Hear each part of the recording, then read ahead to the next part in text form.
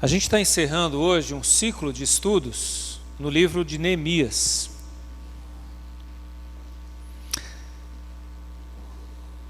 Eu tomei emprestado uma frase de um dos homens que proclamaram a independência americana, Thomas Jefferson. Ele disse o seguinte: o preço da liberdade é a eterna vigilância. O preço da liberdade é a eterna vigilância. Ele estava falando, no caso da realidade dele lá, após proclamar a independência dos Estados Unidos, a necessidade dos cuidados que eles precisavam ter para que a liberdade que fora conquistada pudesse ser mantida. Eu quero fazer um paralelo entre essa liberdade com a nossa liberdade. Não com a nossa liberdade de ir e vir, mas com a nossa liberdade que Cristo conquistou por nós. Nossa liberdade de acesso a Deus. Nossa liberdade de não sermos mais escravos do pecado, como diz as Escrituras. Portanto, essa verdade também é uma verdade para nós. O preço da liberdade é a eterna vigilância. Facilmente nós somos levados a nos escravizar de novo, por causa dos nossos pecados, dos nossos desejos egoístas. O texto de hoje fala desses cuidados que precisamos tomar. Neemias nos ensina a lidar com essa questão de maneira coletiva. Manter a liberdade de maneira coletiva. Só que ele fala num tom bastante enérgico, mas com muita autoridade. Por isso eu quero convidá-los a abrir suas Bíblias no livro de Neemias, capítulo 13.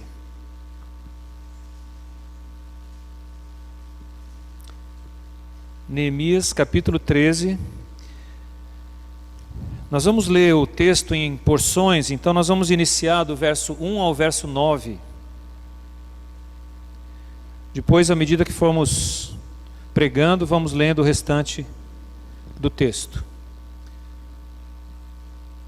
Neemias 13, de 1 a 9. Diz assim: naquele dia se leu para o povo, no livro de Moisés, achou-se escrito que os amonitas e os moabitas não entrassem jamais na congregação de Deus, porquanto não tinham saído ao encontro dos filhos de Israel com pão e água. Antes, assalariaram contra eles Balaão para os amaldiçoar, mas o nosso Deus converteu a maldição em bênção. Ouvindo eles, o povo, esta lei, apartaram de Israel todo elemento misto. Ora, antes disto, Eliasibe, sacerdote encarregado da câmara da casa do nosso Deus, se tinha aparentado com Tobias, e fizera para este uma câmara grande, onde dantes se depositavam as ofertas de manjares, o incenso, os utensílios e os dízimos dos cereais, do vinho e do azeite, que se ordenara para os levitas, cantores e porteiros, como também contribuições para os sacerdotes. Mas quando isso aconteceu, não estive em Jerusalém, porque no 32º ano de Artaxerxes, rei da Babilônia, eu fora ter com ele, mas ao cabo de certo tempo pedi licença ao rei e voltei para Jerusalém. Então soube do mal que Eliasibe fizera para beneficiar a Tobias, fazendo-lhe uma câmara nos pátios da casa de Deus. Isso muito me indignou, a tal ponto que atirei todos os móveis da casa de Tobias fora da câmara. Então ordenei que se purificassem as câmaras e tornei a trazer para ali os utensílios da casa de Deus, com as ofertas de manjares e o incenso. Vamos orar. Nosso Deus, nos abençoa, nos guia no falar, no ouvir, no discernimento para compreender a Tua palavra, a Tua vontade, Senhor. Ajuda-nos a sermos fiéis ao transmitir o Teu recado hoje. Fala ao nosso coração, Senhor. E ajuda-nos, ao vermos o nosso pecado confrontado, ajuda-nos a tomar a atitude certa, que pelo Teu Espírito sejamos guiados, não só à verdade, mas à verdade que transforma, que muda as nossas vidas e que nos faz desfrutar da bênção da presença do Senhor. Oramos então pedindo a Tua bênção em nome de Jesus. Amém. O preço da liberdade é a eterna vigilância. Quem tem acompanhado as mensagens sabe que Neemias voltou para o seu povo em Jerusalém, depois de mais de 70 anos que esse povo estava escravizado, exilado em outro lugar, e agora eles estavam retornando com autorização do imperador, retornando para a sua cidade. Neemias então ajuda na reconstrução dos muros, um grande empreendimento que eles conseguem fazer num tempo impressionante. Mas não só os muros foram restaurados, o culto a Deus foi restaurado, a ideia de identidade como povo foi restaurada. Vários valores perdidos durante esses 70 anos, mais de 2 gerações, foram restaurados. Então houve uma volta para Deus e uns aos outros. Só que 12 anos depois de que Neemias implementou todas essas reformas, todas essas mudanças, ele teve que se ausentar. E ele voltou para a capital do império, porque ele prestava contas ao imperador. E passou lá algum tempo. Algumas pessoas, alguns estudiosos dizem que ele passou por volta de 12 anos também, fora de Jerusalém. E agora ele voltava como governador, que era daquela província, ele volta para Jerusalém. E quando ele retorna, ele vê a necessidade de reformas urgentes. Porque muito do que ele tinha implementado, eles haviam esquecido. Como nós somos rápidos em esquecer dos compromissos que tínhamos assumido para com Deus. Por isso, o preço da liberdade é a eterna vigilância. Nessa primeira parte que a gente leu aqui, do verso 1 a 9, a primeira coisa que chama atenção é que há uma volta à palavra de Deus. Primeiro versículo, ele diz: naquele dia se leu para o povo, no livro de Moisés. Então eles leem a palavra de Deus. E é isso que faz despertar e faz evidenciar o que está errado. É quando nós lemos de novo a palavra de Deus. Você quer descobrir se sua vida está certa ou está errada? Não pergunte para os outros. Leia a palavra de Deus. Porque se você perguntar para aquelas pessoas que acham que está tudo bem, ele vai falar: não, está tudo tranquilo. Mas se você quer saber a vontade de Deus, o que Deus pensa, então leia a sua palavra. Procure compreendê-la. Talvez você não vai gostar do que você ouvir ou ler. Mas você quer ouvir a voz de Deus? Então busque na palavra dele. E eles buscaram.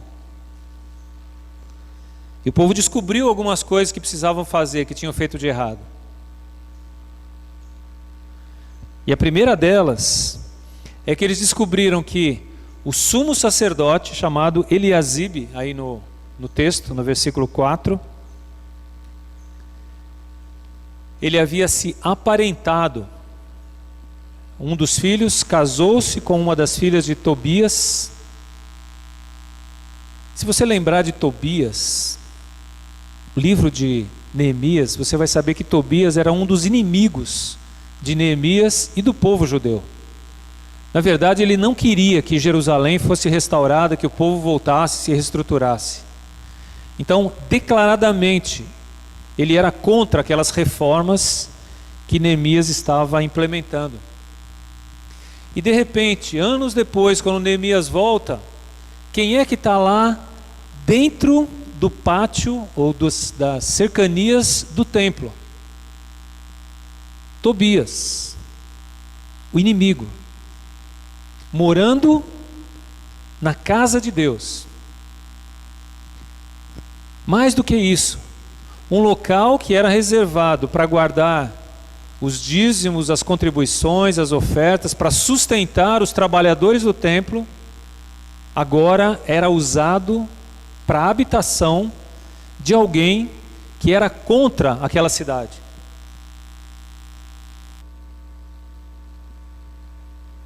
E mais do que isso, alguém que era parente do sumo sacerdote agora.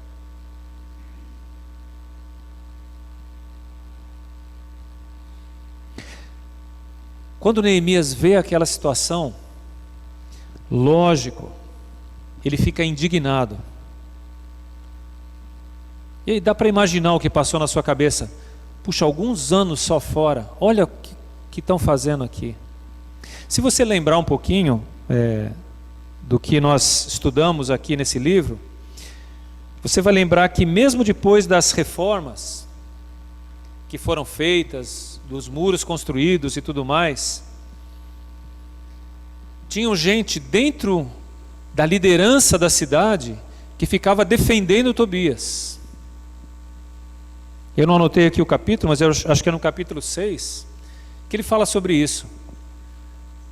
Na discussão de alguns assuntos, algumas pessoas levantavam e falavam: não, mas Tobias pensa diferente.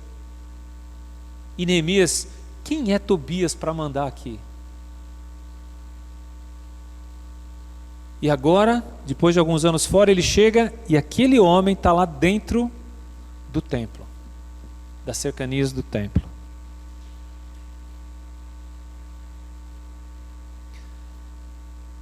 Essa atitude, num primeiro momento, pode parecer para a gente alguma coisa muito pessoal, uma rixa pessoal, não é?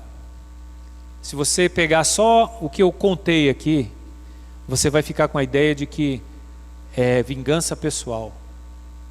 Neemias tinha problema com aquele homem, então ele não queria aquele homem lá. É por isso que ele estava agindo de forma tão dura, tão enérgica com aquele homem.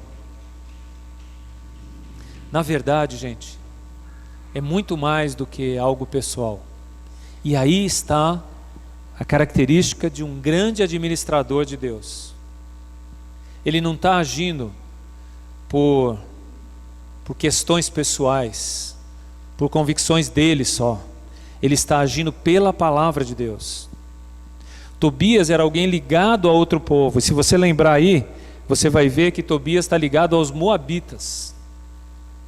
Lá no começo do livro, ele está falando que Tobias era um representante deles, exatamente do povo que Deus havia ordenado com Moisés, séculos antes, que o povo não deveria recebê-los no seu meio, porque aquele povo havia rejeitado Israel no passado, e eles não deveriam se envolver com eles mais.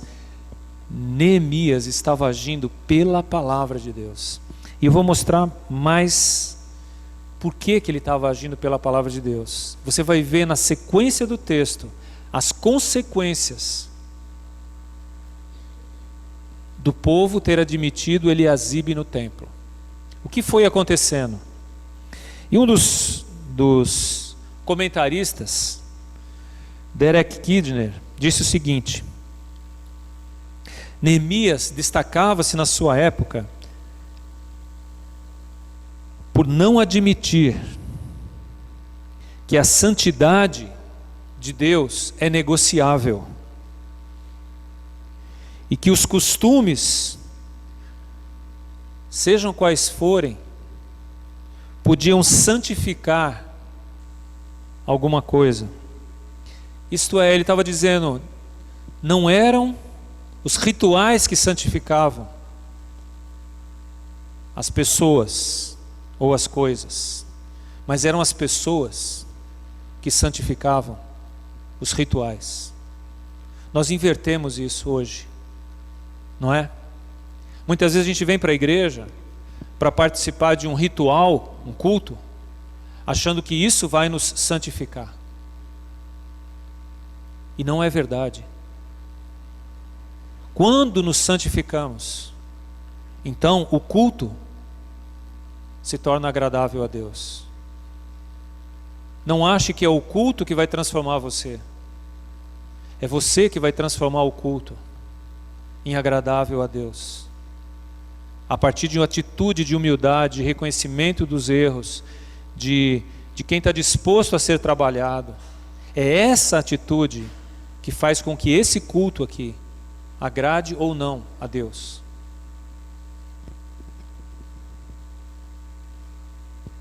O texto bíblico segue mostrando como que algumas concessões em detrimento da palavra de Deus traz sérias consequências para a saúde espiritual do seu povo. Por isso eu quero olhar para o texto em 3 partes que mostram as consequências de terem admitido Tobias dentro do templo. Agora, não quero que passe em branco o que Neemias fez com Tobias, né? Você leu aí? No versículo 8 a gente leu: atirei todos os móveis da casa de Tobias fora da câmara. Certamente ele não fez com carinho, né? Vamos botar um móvel ali. Ele deve ter pegado e... né? Aqui não é lugar. Aqui não é lugar para um homem como ele morar. Aliás, não é lugar para nenhum homem que não seja sacerdote ou levita morar. Então Tobias deve estar fora daqui. E ele atirou as coisas para fora do templo. Como eu disse, Neemias era um homem enérgico. E é uma boa palavra, não é? Para usar nessa hora. Mas eu quero ler o texto seguinte, verso 10 em diante. Olhem as consequências agora das concessões que fazemos diante do erro, em desobediência à palavra de Deus. Verso 10. Também soube que os quinhões dos levitas não se lhes davam, de maneira que os levitas e os cantores que faziam o serviço tinham fugido cada um para o seu campo. Então contendi com os magistrados e disse: por que se desamparou a casa de Deus? Ajuntei os levitas e os cantores e os restituí a seus postos. Então todo o Judá trouxe os dízimos dos cereais, do vinho, do azeite aos depósitos. Por tesoureiros dos depósitos pus Selemias, o sacerdote, Zadok, o escrivão, e dentre os levitas Pedaías como assistente deles. Anã, filho de Zacur, filho de Matanias, porque foram achados fiéis, e se lhes encarregou que repartissem as porções para seus irmãos. Por isto, Deus meu, lembra-te de mim, e não apagues os benefícios que eu fiz à casa de meu Deus e para o seu serviço. O que a gente tem aqui? Lembra que o local em que deveriam estar guardados os alimentos que iam sustentar os servidores do templo, tinha um cara morando lá, né? Uma família morando lá. Tobias estava ocupando aquele espaço. Então, evidentemente, o povo que contribuía não estava trazendo os alimentos, os dízimos das coisas para sustentar os trabalhadores do templo. Tinha alguém desfrutando daquele lugar. Eles iam trazer alimento para aquele estrangeiro, para aqueles habitantes do templo? Não, eles não trariam mais. Então o que o povo fez? Deixou de contribuir. Consequentemente, os trabalhadores do templo não tinham alimento. Eles tiveram que sair do templo e ir buscar alimento fora, nas suas plantações, nos seus campos. Foram plantar de novo, foram trabalhar. para conseguir alimento. Veja como um erro sai desencadeando outros. É isso que aconteceu aqui. Uma concessão, deixa ele morar aí, qual o problema? Ele é parente do sumo sacerdote. E isso deu descrédito àquela comunidade, a ponto de não receberem mais o sustento e terem que sair para trabalhar, e de repente o serviço do templo estava comprometido. Então, os cultos, os sacrifícios, as cerimônias estavam deixando de acontecer. Por quê? Porque alguém deixou um sujeito entrar e morar na casa de Deus.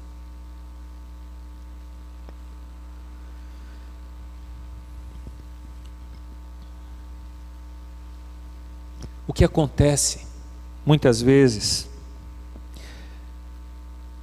na nossa vida é que quando a gente abre mão de certos valores, coisa pequena, não tem grande importância, isso vai trazer consequências para outros. Nós estávamos falando agora, um pouquinho antes do culto aqui, na escola bíblica, sobre criação de filhos, o culto infantil, aliás, o culto doméstico, a questão de o lar ser um local onde a gente discipula os filhos, treina os filhos para a vida. E estávamos comentando que um grande problema nosso é que muitas vezes a gente separa aquilo que é sagrado daquilo que é profano. E a gente diz, não, isso aqui é para Deus, é uma coisa. E isso aqui, não. Então, tanto faz. E não é assim. Em Israel não era assim. A vida era uma coisa só, eles ouviam as coisas de uma perspectiva só. A gente recebeu uma herança católica que é muito dessa ideia de sacro e profano. Mas essa não é a história bíblica. Jesus jamais separou o que é de Deus do que não é. Ele falou, tudo deve ser feito para a glória de Deus. Tudo deve ser consagrado a Ele. E não ficar separando coisas. A gente em casa acaba fazendo isso quando a gente troca o nosso Deus por outra coisa. Quando o centro da nossa vida se torna o trabalho. Quando o centro de nossa vida se torna um relacionamento, uma pessoa. Quando o centro de nossa vida se torna uma diversão, um lazer. Quando o que é mais importante para nós é tal coisa, e tudo gira em torno daquilo. Esse se torna o nosso Deus. E nós dizemos isso para o nosso filho, sem falar. Ele percebe e sabe que nós não somos sérios no que falamos, quando dizemos, tem que amar a Deus. Porque a gente não está mostrando isso.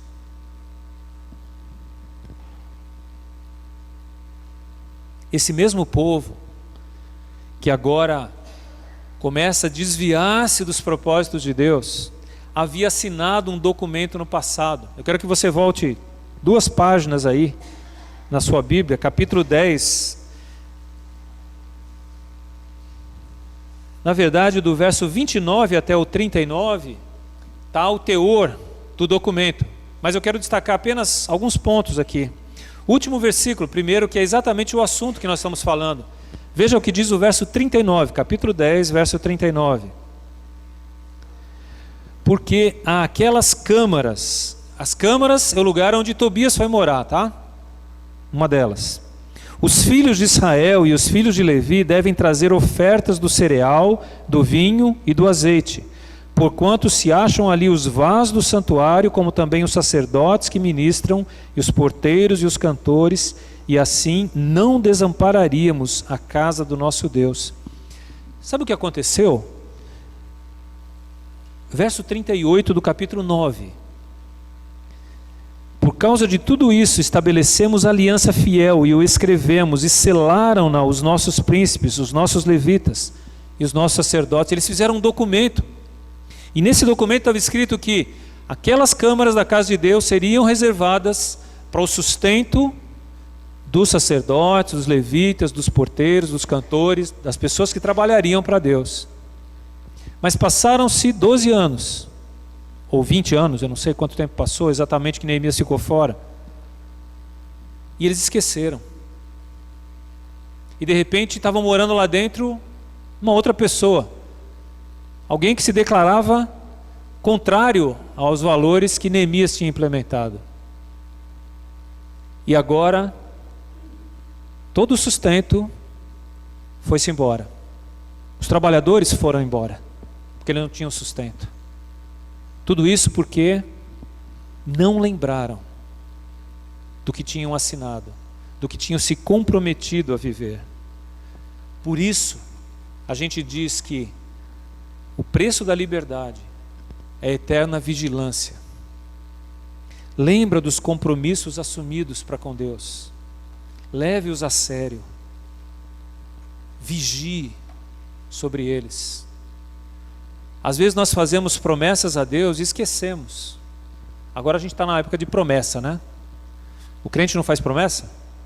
Faz um monte. Chega no final do ano, Senhor, nesse ano eu vou ser mais fiel. Nesse ano eu vou ler a Bíblia todinha. Nem vou perguntar quantos já prometeram isso aqui. Muito menos quantos fizeram. Só para você não sair daqui com a consciência mais dolorida do que já vai sair hoje. A gente faz um monte de promessas e esquece. Agora, Deus tem memória.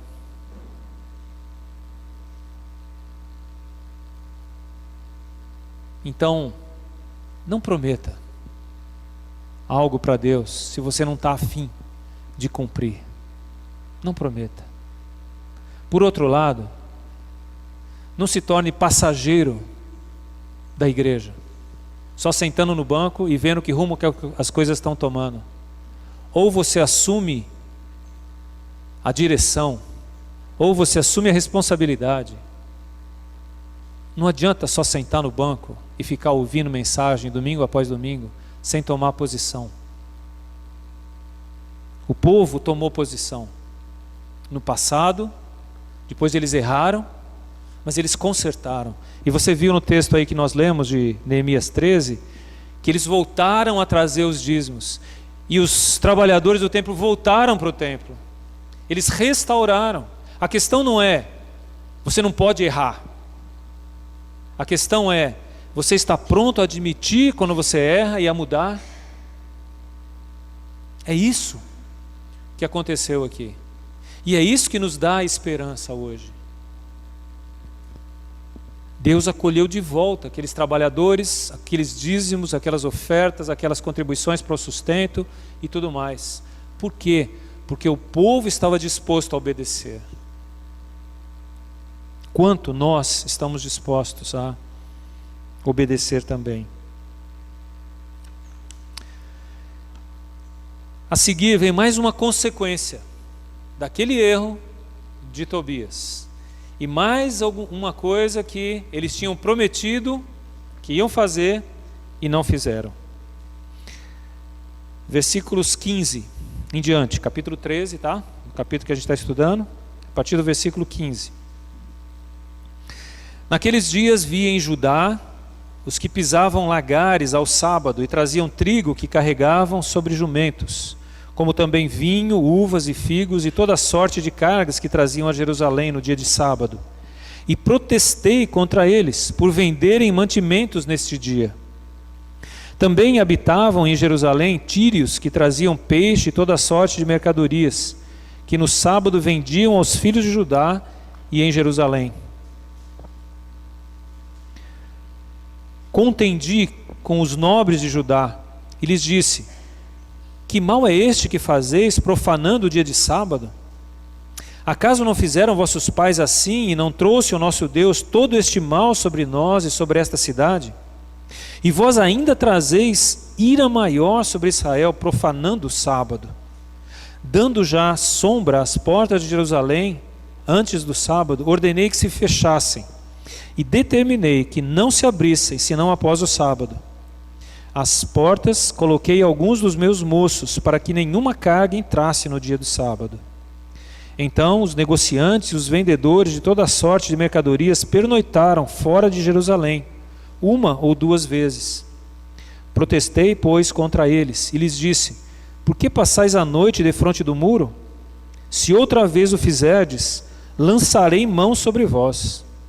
Daí em diante, não tornaram a vir no sábado. Também mandei aos levitas que se purificassem e viessem guardar as portas, para santificar o dia de sábado. Também nisto, meu Deus, lembra-te de mim e perdoa-me segundo a abundância da tua misericórdia. O dia do sábado. Outra coisa que eles deixaram de fazer foi santificar o dia de sábado. Os judeus têm esse compromisso, esse mandamento de Deus. O sábado deveria ser um dia sem trabalho, dedicado a descanso e ao culto a Deus. Era um momento em que eles iriam parar para repensar a vida, seu relacionamento com Deus e uns com os outros. Só que os anos passaram e eles esqueceram. Eles mesmos tinham assinado. Lembra aquele documento lá? Volta lá no capítulo 9. Desculpa, capítulo 10. O documento que eles assinaram, verso 31.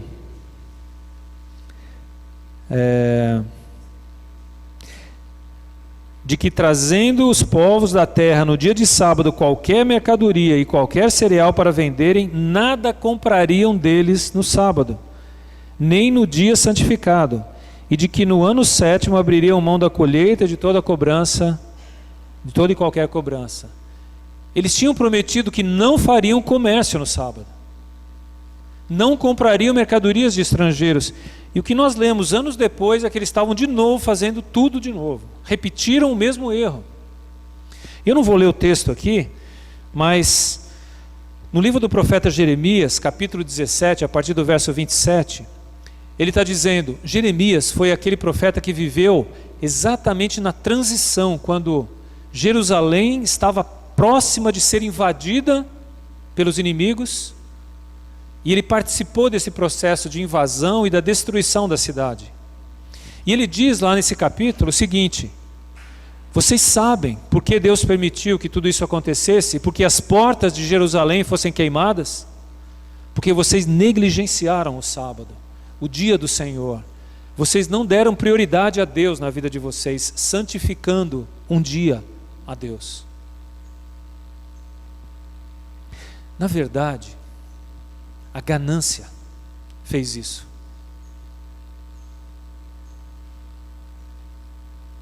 Até hoje o judeu é famoso por ser alguém muito ligado ao ganho, né?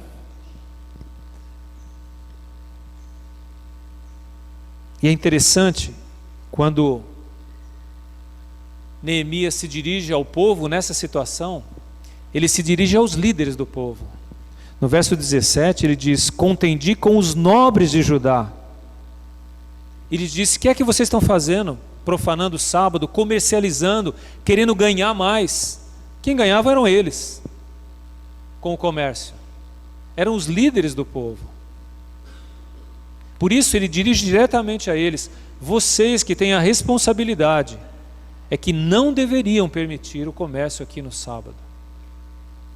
Mas parece que o ganho é mais importante do que a comunhão com Deus, ou estar em obediência à voz de Deus. E ele diz: vocês não lembram o que aconteceu? Por que nós somos exilados? Porque nós negligenciamos a Deus.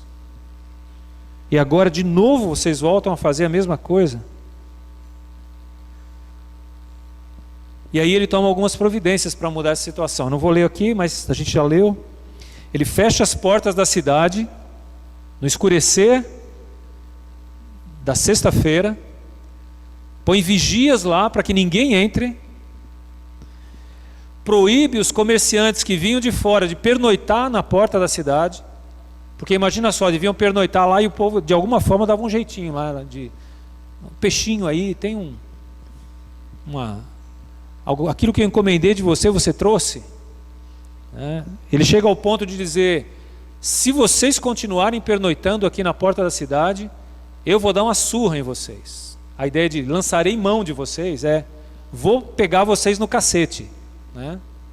Vamos ver só o que eu vou fazer com vocês aqui. Quebro vocês. Aí diz que o povo sumiu, né? Acho que Neemias levavam ele a sério.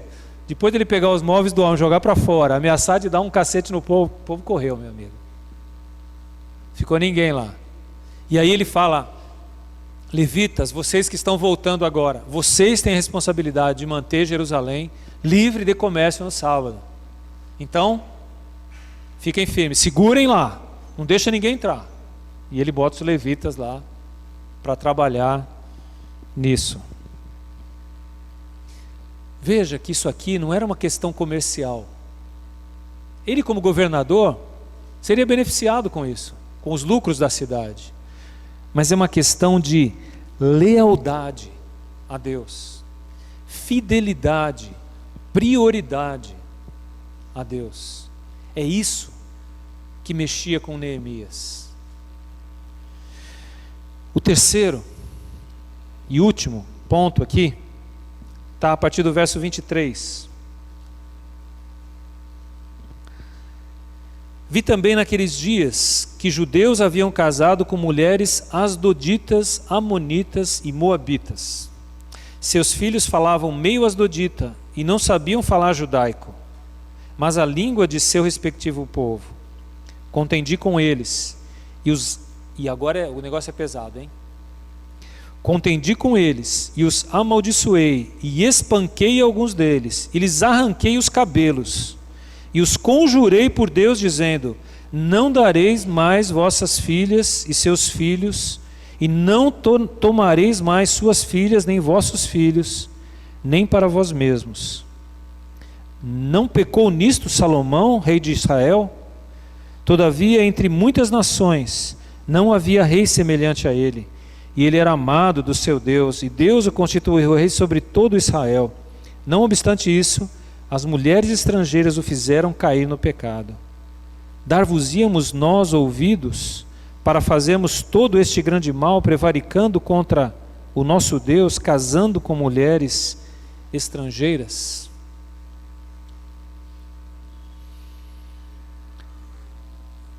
É interessante algumas coisas nesse texto.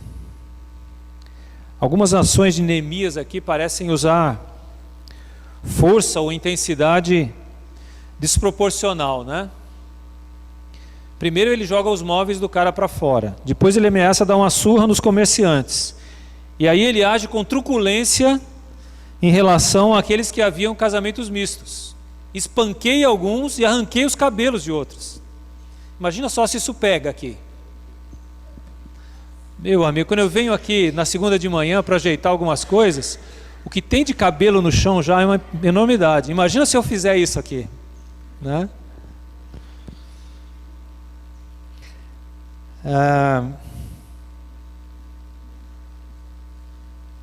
Na verdade, nem para aí o texto. Deixa eu ler mais um pedacinho. 28. Um dos filhos de Joiada, filho do sumo sacerdote Eliasibe, era genro de Sambalate. Lembra desse camarada? Tá. O Horonita, pelo que o afugentei de mim. Lembra-te deles, Deus meu, pois contaminaram o sacerdócio, como também a aliança sacerdotal e levítica.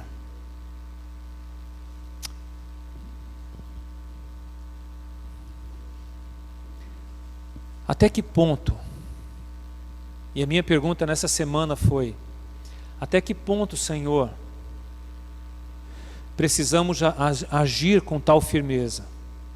Não se preocupa não estou pensando em arrancar cabelo de ninguém, nem espancar alguém. Ainda não. Vontade eu já tive.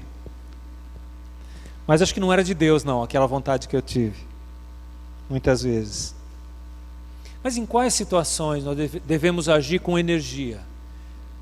Em relação ao pecado, ao erro? Em quais situações devemos agir com misericórdia?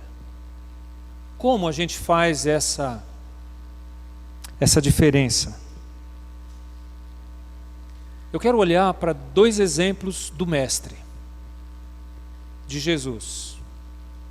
Porque ele também agiu com truculência, ou não? Ele também agiu ameaçando, ou não? Eu não vou ler o texto, mas você pode anotar e depois ler em casa, ou pesquisar aí. Em Mateus 23, Jesus se dirige aos fariseus. E ele não os elogia. Ele fala de forma muito dura em relação aos fariseus.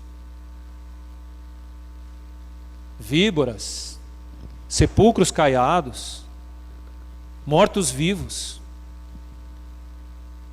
Ele fala de forma muito dura, muito agressiva com aquela turma. Por quê? E a outra vez que Jesus fala de forma muito dura foi quando ele entra no templo e vê o pessoal comercializando lá. Eles estão usando o pátio do templo como uma espécie de feira livre religiosa. Então Jesus sai quebrando tudo, empurrando mesas, derrubando as coisas no chão. Será que é muito diferente de Neemias? Será que é tão absurdo o que Neemias fez? Jesus fez. Por que ele fez? Por que Neemias fez e agiu de forma tão dura? O que moveu esse homem ou esses homens a agirem dessa forma? Eu não tenho dúvida de que em ambos os casos o zelo para com as coisas de Deus fez com que eles agissem assim. A motivação correta não é lutar pelo meu gosto pessoal. O que importa não é o que eu gosto. Não é se eu gosto de um culto assim ou assado. Não é se eu gosto de uma mensagem desse ou daquele jeito, da música, do traje da pessoal, seja lá o que for. A gente tem trocado os valores de Deus por valores mundanos hoje, dentro da igreja. De repente a gente acha que aquilo que é importante não é o que Deus acha que é importante, é o que eu acho que é importante. E esse não é motivo para eu ficar indignado, e nem para eu sair brigando e derrubando mesa. Mas quando as pessoas que dizem conhecer a Deus, que é o caso desses dois casos aqui, da época de Neemias e da época de Jesus, ele não fala com a multidão, ele fala com os líderes, ele fala com os sacerdotes, ele fala com aqueles que tinham conhecimento e negligenciavam as verdades de Deus. E ele fala de forma muito dura e age de forma muito dura com esses, porque eles têm responsabilidade. Nós temos responsabilidade. Você que conhece a palavra de Deus. Então não adianta eu chegar para você toda vez e ficar falando com cuidado, zelo, carinho. Às vezes a palavra tem que ser dura se a gente está sendo rebelde. Não se a gente errou e se arrependeu, mas se a gente está sendo rebelde contra Deus. E são esses os casos aqui. Quando a gente se rebela deliberadamente contra a vontade de Deus. Precisamos agir de forma dura. Por amor a Deus. Por amor às pessoas que amam a Deus. Por amor à mensagem de Deus. Precisamos agir de forma dura. Porque o senso de valores nosso e de muitos crentes está distorcido. A gente misturou o que é essencial para Deus daquilo que é periférico, daquilo que é costume. A gente perdeu o discernimento do que Deus realmente quer. Neemias não tinha perdido, Jesus muito menos. E quando eles viram que as verdades de Deus estavam sendo negligenciadas, quando viram corações duros, pessoas tentando se aproveitar de outros, por causa de gosto pessoal, então eles se levantaram e disseram: isso está errado, isso não pode continuar assim. A palavra de Deus está sendo negligenciada. Não é o meu gosto, o meu querer que está sendo negligenciado. É a palavra de Deus. O problema de muitos de nós hoje é que a gente mal lê a palavra de Deus, a gente mal conhece o que Deus diz, a gente não estuda mais as Escrituras. Vide a escola bíblica. Quantos vêm na escola bíblica? A gente não se interessa mais, não tem tempo, não tem interesse em saber o que Deus diz. A gente tem interesse em dizer o que nós pensamos, o que eu acho, o que eu gosto. Mas o que Deus diz é o que importa. O que você gosta, o que eu gosto, deixa para lá, vai ficar por aqui. Mas aquilo que Deus quer, eu sei, eu luto por as coisas que Deus quer. Eu tenho procurado o discernimento de Deus. E se eu luto mesmo. Eu tenho certeza que é a vontade de Deus. Então, lute por isso. Não seja passivo. Fique indignado. Converse, fale, esperneie, brigue. Brigue em nome de Deus. Não foi eu que estou falando, não. Neemias e Jesus disseram. Brigue por amor a Deus, não por amor a você, senão está errado.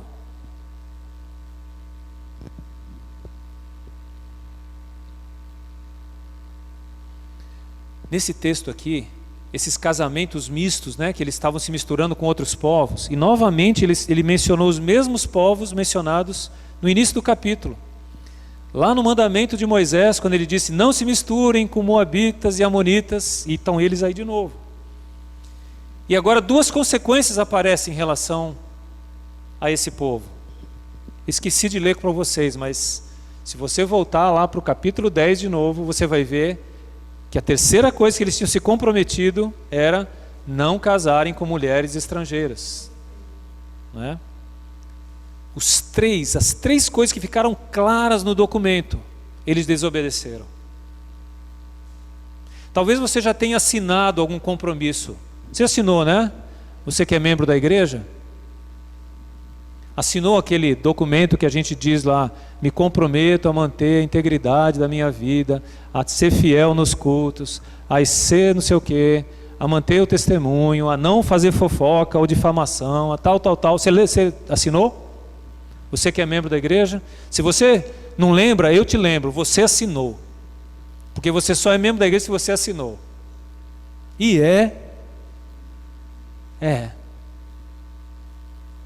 esqueceu já. A gente precisa ser lembrado. O preço da liberdade é a eterna vigilância. Esse erro aqui custava duas coisas. Primeiro, a perda da identidade como povo. Lembra, as crianças já não falavam mais hebraico. As crianças estavam falando a outra língua. Estavam perdendo a sua identidade como povo, a língua. A gente diz isso hoje muito em tribos indígenas no Brasil. Muitas perderam muito da sua identidade por terem perdido a língua materna. E o povo estava começando a perder. Os filhos estavam falando outras línguas. Em segundo lugar, havia uma evidente degradação dos valores morais e do temor a Deus entre as pessoas. E ele faz isso citando talvez o rei que seria a melhor referência para eles. Eu podia dizer Davi, né? Mas eles citam Salomão. E ao citarem Salomão, eles dizem, existiu um homem aqui que era extremamente sábio, um rei que Deus instituiu. O nome dele era Salomão. O império dele foi sem igual. Deus o abençoou. Mas sabe o que ele fez? Ele, o homem mais sábio, mais rico, mais reconhecido, mais valorizado, casou-se com mulheres estrangeiras. E sabe qual foi o seu fim? Desviou-se dos caminhos de Deus. Por quê? Negligenciou um princípio, um valor, e acabou desviando-se desviando a sua fé por causa de um. Eu estou falando de Salomão, o homem mais sábio. Não estou falando do Joãozinho, do Manezinho, do pastorzinho aqui da igreja. Estou falando de Salomão. E Neemias cita, se ele, Salomão, por ter negligenciado um princípio se desviou, quanto mais nós. Quem você pensa que é para falar, não, comigo é diferente. Eu faço a coisa acontecer. Comigo vai ser outra coisa. Eu vou trazer essa pessoa para perto de Deus. Leia a palavra de Deus. Ouça as Escrituras antes de agir por si mesmo. Antes de desobedecer a Deus. Concluindo. Aquilo que começou como tolerância aos opositores, ao mal, transformou-se em, primeiro, contaminação do templo, isto é, a adoração a Deus estava comprometida. Segundo, transformou-se em desconfiança do povo. A fé foi abalada, eles não queriam mais trazer seus dízimos e ofertas. Tinha gente estrangeira morando lá. Terceiro, o afastamento dos levitas. O serviço a Deus estava comprometido. Os líderes não queriam mais assumir responsabilidades. Quarto, havia ganância no dia do Senhor. A dedicação era a outras coisas, não a Deus. Quinto, havia degradação dos valores morais e da identidade como filhos de Deus. Isso tudo começa com tolerância ao mal em nós ou entre nós. Por isso, o preço da liberdade é a eterna vigilância. Vigilância dos valores de Deus. Volta à palavra de Deus. Ao voltarem às Escrituras, perceberam, está tudo errado. Precisamos voltar. Precisamos retomar a caminhada. Eu espero que seja isso que você faça hoje aqui. Não vou fazer nenhum apelo para você vir à frente. Mas eu vou fazer um apelo para você ir a Deus. Ir às Escrituras. Volte-se para aquilo que Deus falou já ao seu coração e você negligenciou em algum momento da caminhada. E de repente, Deus está longe. De repente, eu não tenho mais fé. De repente, eu não tenho mais vontade de ler as Escrituras. Porque você foi se afastando. E é isso que acontece. Há um crescente afastamento dos valores de Deus. Volta para a palavra, volta ao relacionamento com Deus, para que a vida seja restaurada. Eles voltaram e a vida foi restaurada. Portanto, Deus, como eu sempre digo aqui, é o Deus da segunda chance. Sempre tem, ou enquanto você é vivo, há a segunda chance. Mas só enquanto você é vivo. Depois dessa vida vem o juízo, Hebreus diz, e aí acabou a segunda chance. Mas Deus é um Deus que repete muitas vezes as oportunidades, como hoje, chamando-nos de volta para Ele, de volta para as Escrituras, de volta para aqueles valores que um dia nós negligenciamos e nos afastamos. Vamos orar? Obrigado, Senhor, por Tua palavra. Obrigado pelas lições tão preciosas que a gente aprendeu e que nos confrontaram tanto. Da mesma forma, Deus, não nos deixa esquecer aquilo que aprendemos aqui. Ajuda-nos a sermos vigilantes de tudo aquilo que o Senhor conquistou por nós, do que Jesus conquistou por nós, do perdão dos pecados, da restauração da comunhão com o Senhor, da certeza de uma vida para sempre na Tua presença, que essas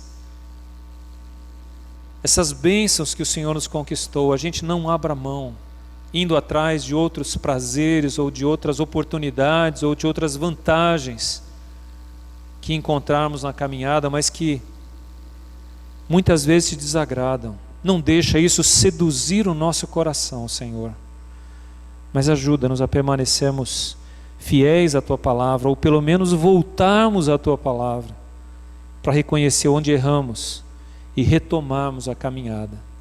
Abençoa-nos e fala e continua a falar ao nosso coração. É a nossa oração, em nome de Jesus. Amém.